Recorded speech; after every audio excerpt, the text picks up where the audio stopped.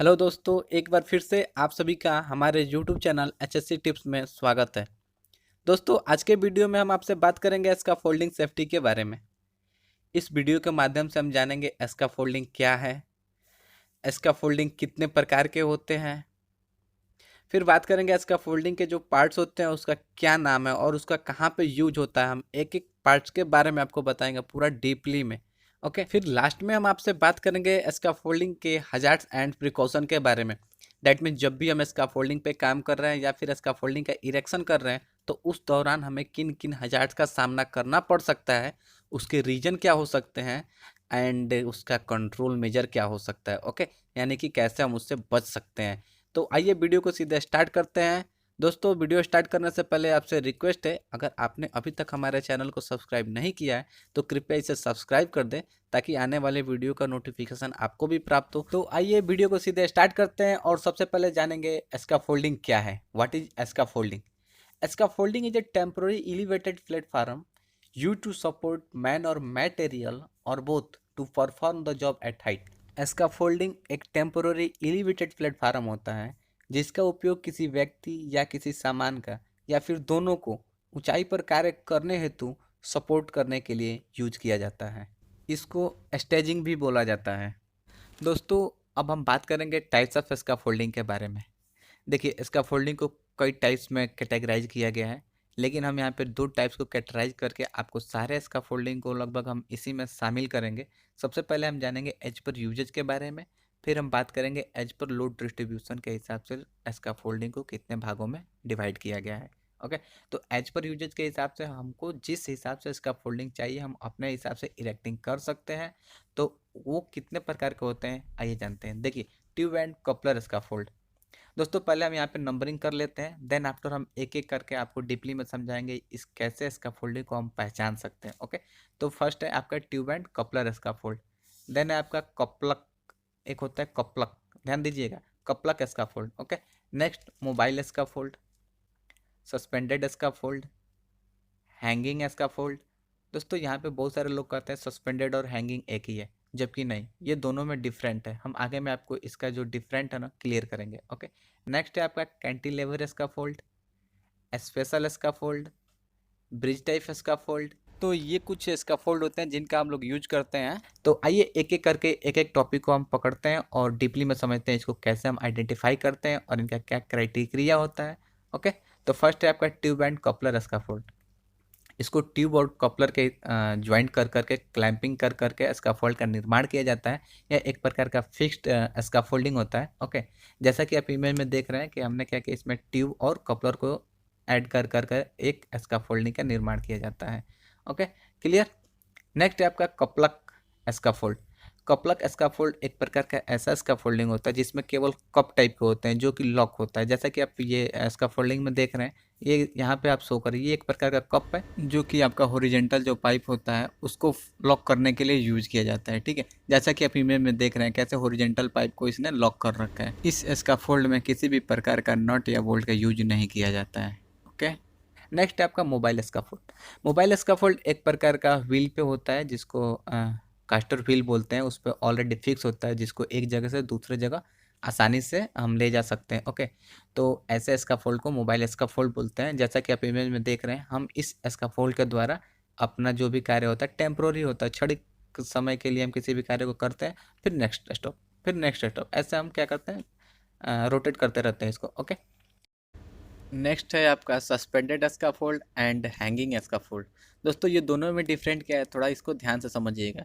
जब भी हम किसी भी हाइट से किसी भी मचान को लटकाते हैं नीचे की तरफ, यदि हम रस्सी के द्वारा लटकाते हैं या फिर किसी भी प्रकार का सीलिंग के द्वारा, तो उसको सस्पेंडेड बोलते हैं। जबकि जो हैंगिंग होता है वह हार्ड रूप से होता है। फॉर एग्जाम्पल, जैसे हमारा ट्यूब है, ट्यूब को लेके अगर हम अपना स्कैफोल्डिंग का निर्माण कर रहे हैं तो उसको हैंगिंग स्कैफोल्ड बोलते हैं। जैसे कि आप इमेज से समझ सकते हैं, ये जो ऊपर वाला जो इमेज है जिसमें क्या है, दो रोप के सहारे एक स्कैफोल्ड को नीचे की तरफ लटका के जो व्यक्ति लोग हाइट पे कार्य कर रहे हैं। जबकि दूसरे इमेज में क्या है, किसी फिक्स स्ट्रक्चर के साथ से ट्यूब की सहायता से एक स्कैफोल्डिंग को नीचे की तरफ लटकाया जा रहा है। तो इस स्कैफोल्ड को हैंगिंग बोलते हैं। ठीक है, इस स्कैफोल्ड का निर्माण हम वहाँ पे करते हैं जहाँ पे हमें नीचे से कोई सपोर्ट नहीं ले सकते हैं। जैसे कि मान लीजिए अगर कोई 20 मंजिल ऊंची मकान है, वहाँ पे अपने को स्कैफोल्ड का निर्माण करने का, ठीक है, और हमको 19 मंजिल पे कार्य करने का है, तो हम नीचे से तो स्कैफोल्डिंग का निर्माण कर नहीं सकते। तो इसलिए अपने लिए सबसे बेहतर ऑप्शन होता है कि क्यों ना हम ऊपर से ही किसी स्कैफोल्डिंग को सस्पेंड करके ऐसे स्थिति में कार्य कर लें। तो ऐसे स्थिति में भी काम किया जाता है, जैसा कि आप इमेज में देख रहे हैं। तो इस स्कैफोल्ड को सस्पेंडेड बोलते हैं। अगर इसी चीज़ को अगर हम किसी स्ट्रक्चर के साथ फिक्स रूप में बनाएंगे तो हैंगिंग होगा। ओके, नेक्स्ट स्टेप है कैंटिलीवर स्कैफोल्ड। कैंटिलीवर स्कैफोल्ड होता है एक प्रकार का ऐसा स्कैफोल्ड होता है जो कि किसी स्ट्रक्चर से बाहर जाता है। ठीक है, जैसा कि आप इमेज में देखिए, यहाँ से ये स्कैफोल्डिंग इरेक्शन हुआ है, जबकि इसके नीचे कोई सपोर्ट नहीं है, एक साइड से ही केवल सपोर्ट रहता है इसमें। ओके, बाकी हम यहाँ पे क्रॉस ब्रेसिंग ले सकते हैं, लेकिन इसका एक हिस्सा हमेशा हवा में होता है, दूसरा हिस्सा एक स्ट्रक्चर से ऐड होता है। इस प्रकार का स्कैफोल्डिंग को कैंटिलीवर स्कैफोल्ड बोलते हैं। इसमें एक चीज़ ध्यान रखने का, ये कभी भी 1.8 मीटर से ज़्यादा हम इसको आउट नहीं कर सकते हैं। अगर हम इससे जहाँ 1.8 मीटर से आउट करेंगे तो ये आपका स्पेशल स्कैफोल्ड में आ जाएगा। ओके, नेक्स्ट है आपका bridge type scaffold. Bridge type scaffold एक ऐसा स्कैफोल्ड होता है जिसमें कि एक ब्रिज का निर्माण किया जाता है। जैसा कि आप समझ सकते हैं कि दो साइड से स्ट्रक्चर है और बीच में अपने को स्कैफोल्ड निर्माण करने का है। फॉर एग्जांपल मान लीजिए नीचे में कोई रोड है या फिर कोई तालाब है या फिर कुछ भी हो, ठीक है, वहाँ पे अपने को स्कैफोल्ड बनाने का, तो हम नीचे से तो कोई बेस ले नहीं सकते हैं, तो उसको हवा में ही लटकाया जाता है। फॉर एग्जांपल इस छोरे से लेके उस छोरे तक हम एक स्कैफोल्ड का निर्माण करते हैं, उसको ब्रिज टाइप स्कैफोल्ड बोलते हैं, जैसा कि आप इमेज में देख रहे हैं। इसका क्राइटेरिया होता है 4 मीटर से ज़्यादा हम इसका लेंथ को नहीं ले सकते। अगर हम 4 मीटर से ज़्यादा लेंथ लेते हैं तो वो फिर से आपका स्पेशल स्कैफोल्ड में आ जाएगा। अगर फिर जब आपका वो स्पेशल स्कैफोल्ड में आता है तो इसके लिए अपने को एडिशनल परमिट की रिक्वायर्ड होती है। ठीक है, नेक्स्ट अब हम बात करेंगे स्पेशल स्कैफोल्ड के बारे में। स्पेशल स्कैफोल्ड को स्पेसिफिक लोड के लिए डिजाइन किया जाता है।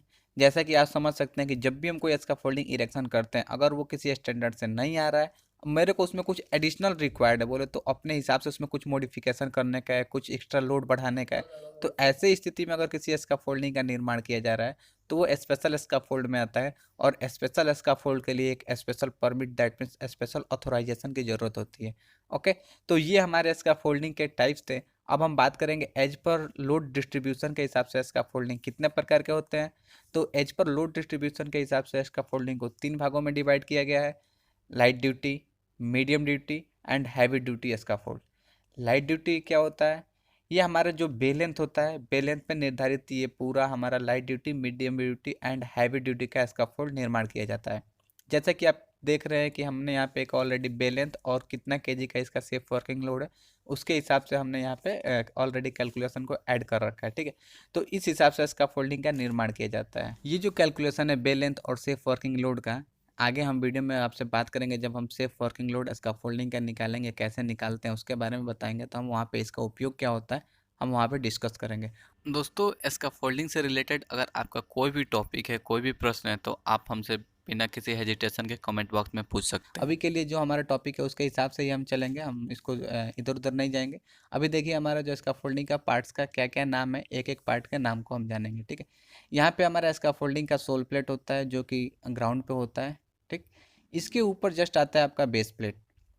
बेस प्लेट और सोल प्लेट क्या है, अगर ये सब आपको जानने का है तो ऑलरेडी मैंने एक वीडियो इस पर बना रखा है स्कैफोल्डिंग कंपोनेंट्स के बारे में, लिंक डिस्क्रिप्शन बॉक्स में है।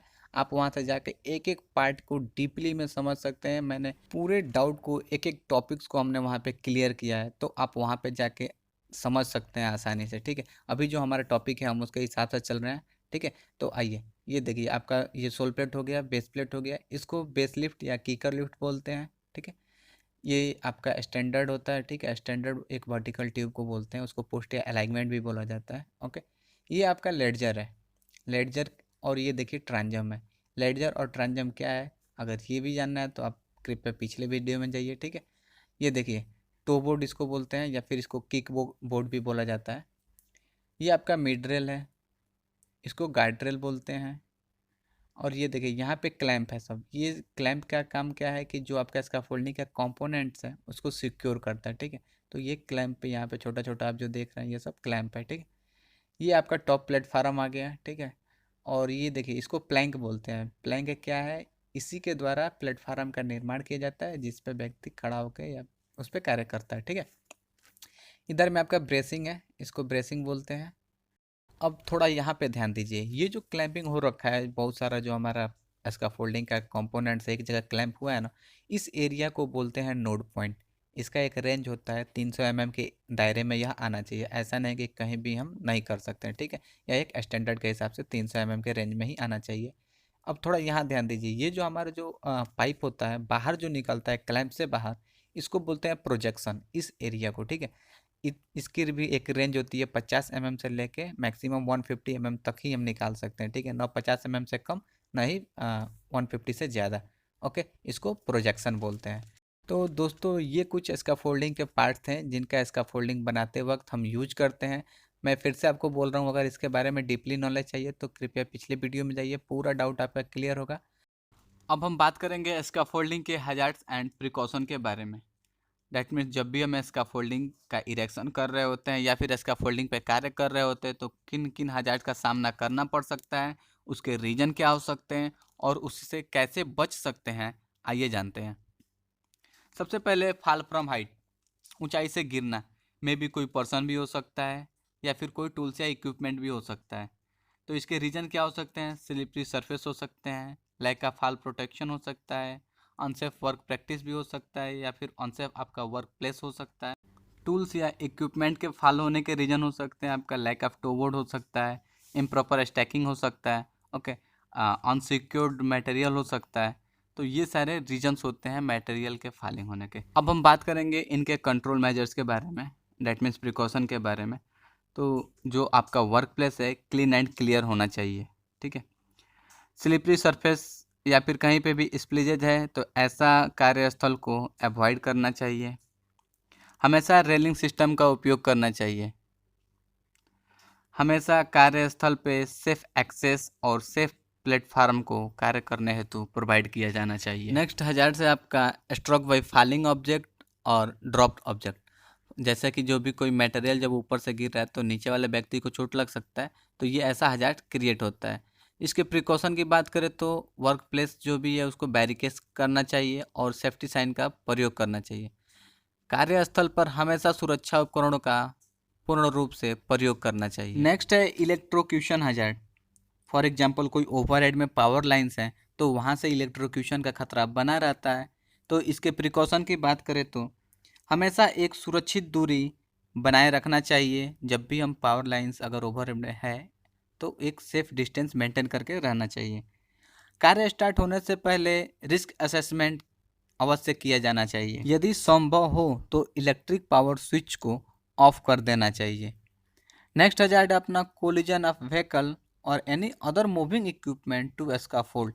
हमारा जो भी स्कैफोल्डिंग है उस पर किसी व्हीकल या किसी अदर मूविंग इक्विपमेंट के द्वारा टक्कर हो जाना। तो इसके प्रिकॉशन की बात करें तो जो भी हमारा वर्क प्लेस है उसको बैरिकेड करना चाहिए और सुरक्षा चिन्हों का उपयोग करना चाहिए। नेक्स्ट हजार्ड है कोलैप्स ऑफ स्कैफोल्ड। इसके रीजन की बात करें तो मे बी इम्प्रॉपर ग्राउंड हो सकता है, ओवरलोड हो सकता है, इम्प्रॉपर ब्रेसिंग हो सकता है या फिर वेदर कंडीशन भी हो सकता है। आइए जानते हैं इसके प्रिकॉशन के बारे में। हमेशा स्कैफोल्डिंग को लूज सॉइल पे बनाने से अवॉइड करना चाहिए। स्कैफोल्डिंग को कभी भी ओवरलोड या फिर ओवर स्टैकिंग नहीं करना चाहिए। प्रॉपर ब्रेसिंग का यूज करना चाहिए। यदि वेदर कंडीशन ख़राब हो तो कार्य को रोक देना चाहिए। तो दोस्तों ये कुछ हजार्ड्स एंड उनके कंट्रोल मेजर थे जिसको फॉलो करके हम स्कैफोल्डिंग इरेक्शन या फिर स्कैफोल्डिंग पे जो भी हम कार्य कर रहे हैं उसको सेफली कर सकते हैं। तो दोस्तों इस प्रकार से मैंने अपने सारे टॉपिक को इस वीडियो के माध्यम से कवर किया। मैं आशा करता हूँ कि मेरा यह वीडियो आपके लिए यूजफुल था। तो कैसा रहा यह वीडियो कमेंट बॉक्स में ज़रूर बताएं और साथ ही हमारे साथ बने रहने के लिए हमारे चैनल को सब्सक्राइब करना ना भूलें। तो दोस्तों मिलते हैं हम आपसे अगले वीडियो में एक नए टॉपिक के साथ। तब तक के लिए आप अपना और अपने टीम का ख्याल रखें। धन्यवाद।